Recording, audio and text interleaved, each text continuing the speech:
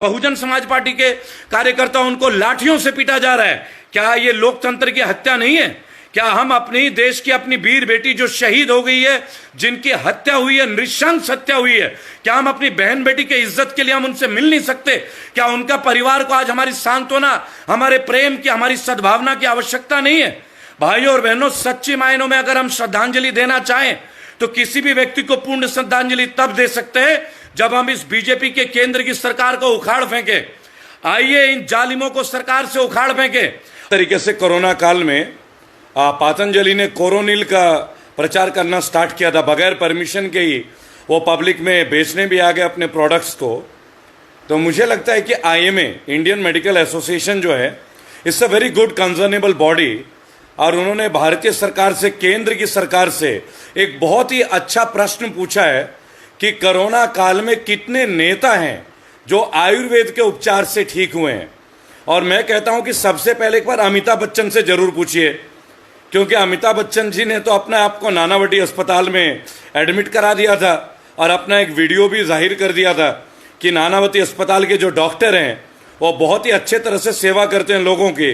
लेकिन अमिताभ बच्चन जी ने अपने वीडियो में एक बार भी ये नहीं बोला कि नानावटी अस्पताल के खर्चे कितने हैं, क्या आम आदमी नानावटी अस्पताल में एडमिट हो सकते थे? इसके ऊपर आप अमिताभ बच्चन जी से एक प्रश्न पूछिएगा। सदी के महानायक हैं, और मुझे लगता है कि कोरोना के दौरान भी वो एक एक्टिंग ही करते रहे, और ये उनकी ये जो कला है वो लोगों में उजागर हो गई कि कुछ भी नहीं है, एक पब्लिसिटी स्टंट था।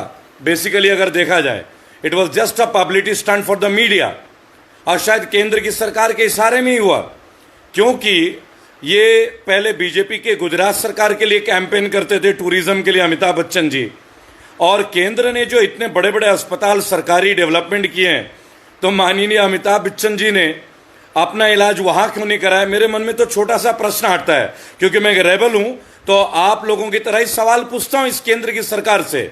और जो लोग इस वक्त मेरे साथ हैं लाइव सेशन में, इतने लोग जो जुड़ गए हैं, मैं आप लोग को सैल्यूट करता हूं, सलाम करता हूं। मैं आप लोगों को, आप लोगों के जज्बे की कदर करता हूं कि आप रेबल को इतना प्यार देते हैं, आशीर्वाद देते हैं, मुझे इतना मोटिवेट करते हैं, और मैं आशा करता हूं कि आने वाले निकट भविष्य में आप हमेशा ये मोटिवेशन मेरे लिए बरकरार रखेंगे। भाई और बहनों, IMA ने बकायदा एक हल्फनामा मांगा है केंद्र के सरकार से कि आप लिख के दीजिए कि कितने नेता जो हैं वो आयुर्वेद के तरीके से ठीक हुए हैं, और अगर उनका ठीक होना हुआ है तो ट्रीटमेंट का प्रेस्क्रिप्शन भी दें। लेकिन केंद्र की सरकार ने अभी तक कोई जवाब दाखिल नहीं किया है। और आज का एक और समाचार जो आपके साथ शेयर कर रहा हूं, EMI में कोई राहत नहीं है। पहली बात तो कोई मोराटोरियम काम करता ही नहीं है। जिन लोगों ने लोन लिया उनको कोई राहत नहीं मिली, उनमें से मैं भी एक भुक्तभोगी था। मैंने आपको बताया था SBFC के बारे में, और आज तो RBI ने क्लियर बोल दिया कि अगले तिमाही में भी कोई उम्मीद नहीं है रेपो रेट बढ़ने का, यह और गिरता ही जाएगा। मतलब क्या डेवलपमेंट का स्टेज है। आप देखिए कि आज RBI ने यह बोल दिया कि रेपो रेट में नहीं और ब्याज में कोई डिस्काउंट नहीं होगा, EMI नहीं घटेंगे। तो भाइयों और बहनों, जब लोगों के पास जॉब नहीं है, जब लोगों के पास इतनी समस्याएं हैं, उस वक्त भी ये सरकार उनको EMI में एक छूट देने के लिए पीछे हट रही है। और हम लोग इनको उम्मीद कर रहे हैं कि बिहार के चुनाव में अगेन इनको जिताएं। तो जो भी मेरे मित्र हैं, जो भी हमारे को सुन रहे हैं और विभिन्न प्लेटफॉर्म में जो सोशल एक्टिविस्ट को सुनते हैं, मेरा आप लोगों से एक अनुरोध होगा, विनम्र निवेदन होगा कि बिहार में करारा जवाब दीजिए। आप ये देख लें कि कोई भी राज्य से शुरुआत होनी चाहिए इनकी। इन्होंने राजस्थान में जो किया, मध्य प्रदेश में जो किया, जग जाहिर है, लेकिन बिहार से इनको एक जवाब मिलना चाहिए। आपने मेरा एक लाइव सेशन कल देखा था दिल्ली के कनॉट प्लेस से। भाइयों और बहनों, बिहार में DGP Gupteshwar Pandey, director general of police Gupteshwar Pandey VRS ले लेते हैं, वॉलंटरी रिटायरमेंट ले लेते हैं, और इस समय मौजूदा सरकार में जो जनता दल यूनाइटेड है, JDU है, नीतीश जी का सुशासन जो बोला जाता है, और JDU की प्राथमिक सदस्यता ग्रहण करने चले जाते हैं और अपने लिए टिकट मांगते हैं।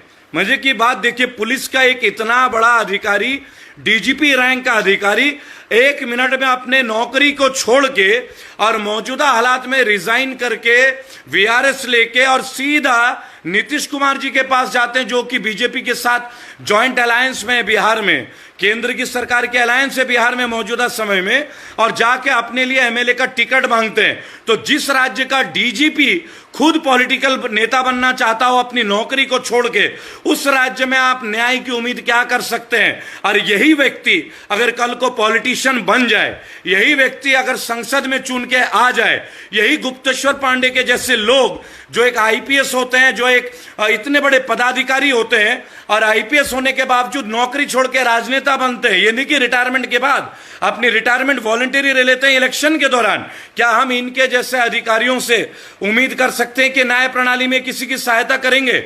एक संजीव भट्ट है, भाई और बहनों, संजीव भट्ट गुजरात के आईपीएस और जो जुझारू थे आज जेल में हैं, जिनका कैंपेन में रेबल सदानंद पति आप लोगों के सहयोग से, आप लोगों के आशीर्वाद से कर रहा हूं। Sanjeev Bhatt free campaign, justice for Sanjeev Bhatt. एक संजीव भट्ट है जो आज सलाखों के पीछे है, और एक गुप्तेश्वर पांडे डीजीपी बिहार के, जो अपने पद से सेवानिवृत्त होकर जेडीयू ज्वाइन करते हैं, बीजेपी का दामन पकड़ना चाहते हैं, एमएलए का टिकट मांगते हैं। ऐसे अधिकारी अगर आज राजनेता बन जाए तो आप जान लीजिए पॉलिटिक्स का क्या स्वरूप होने वाला है मेरे देश में। भाई और बहनों, अच्छे दिन ऐसे नहीं आएंगे, अच्छे दिन नहीं आएंगे। पटना कितना बड़ा स्मार्ट सिटी बन गया है, वो आप पिछले बार की बारिश में देख सकते हैं। पूरा पटना जलमग्न था, नीतीश जी 1 महीना तक बाहर नहीं निकले। आज इलेक्शन के जस्ट पहले शक्ति मलिक की हत्या होती है बिहार में। शक्ति मलिक, जिनका मकान राज्य के सबसे बड़े पुलिस महकमे के बिल्डिंग के बराबर में, उनके कैंपस के बराबर में, दिन दहाड़े 3 लोग उनको आज गोली से मार देते हैं। और उस शक्ति मलिक के अपराध में, हत्या के अपराध में तेजस्वी और तेज प्रताप को मर्डर में बुक किया जाता है। भाई और बहनों, क्या ये पॉलिटिकल वेनेडेटा नहीं है? आज जो भी राजनेता, चाहे वो जयंत चौधरी हो, जयंत चौधरी राष्ट्रीय लोकदल के शह संस्थापक भी हैं, और आप ये लगा लें कि राष्ट्रीय प्रतिनिधि हैं, सांसद भी चुने हुए गए थे, और उनको किस तरह डंडों से पीटा गया। वो केवल एक रेप पीड़िता से मिलने गए थे। वैसे तो रेप पीड़िता से केवल 7 लोगों की परमिशन थी मिलने की, लेकिन उसी गांव में, आपकी जानकारी के लिए, राजवीर पहलवान जो बीजेपी के एक्स एमएलए थे उस क्षेत्र से, 300 लोगों के साथ मीटिंग करते हैं। भाई और बहनों, लेकिन राजवीर पहलवान के लिए बीजेपी का नियम अलग है, योगी आदित्यनाथ सरकार का नियम कायदे कानून अलग है। लेकिन विभिन्न राजनीतिक पार्टी जब हाथरस में मिलने जाते हैं इस बलात्कार पीड़िता से, उन्हें लाठी डंडों से, चाहे वो राहुल गांधी हो, चाहे जयंत चौधरी हो, चाहे समाजवादी पार्टी के कार्यकर्ता हो, सभी को पीटा जा रहा है। चाहे बहुजन समाज पार्टी के कार्यकर्ता हो, उनको लाठियों से पीटा जा रहा है। क्या ये लोकतंत्र की हत्या नहीं है? क्या हम अपनी देश की अपनी वीर बेटी जो शहीद हो गई है, जिनकी हत्या हुई है, नृशंस हत्या हुई है, क्या हम अपनी बहन बेटी के इज्जत के लिए हम उनसे मिल नहीं सकते? क्या उनका परिवार को आज हमारी सांत्वना, हमारे प्रेम की, हमारी सद्भावना की आवश्यकता नहीं है? भाइयों और बहनों, सच्ची मायनों में अगर हम श्रद्धांजलि देना चाहें तो किसी भी व्यक्ति को पूर्ण श्रद्धांजलि तब दे सकते हैं जब हम इस बीजेपी के केंद्र की सरकार को उखाड़ फेंके। आइए इन जालिमों को सरकार से उखाड़ फेंके। और बिहार से इसका परचम, मैं बिहार जा रहा हूं, इसी 3-4 दिन में मैं बिहार के लिए रवाना होऊंगा।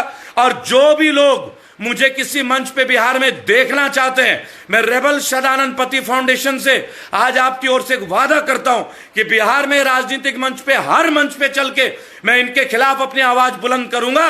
और इस बगावत में मुझे आप सभी लोगों के साथ की जरूरत है, आशीर्वाद की जरूरत है।